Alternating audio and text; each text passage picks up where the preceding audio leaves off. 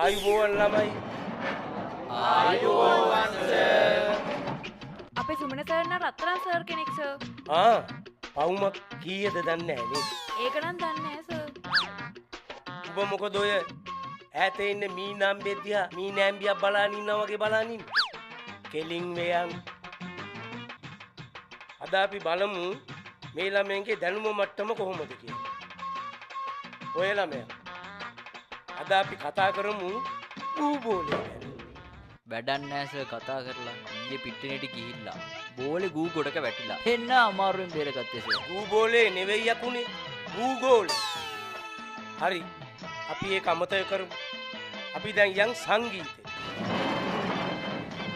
කොහෙද උඹලා ඔය යන්නේ? මියුසිකල් ෂෝ එකකට යමු කියලා කිව්වේ. වාඩි වෙයල්ලා. මං කීවේ සංගීත පාඩම ගැන.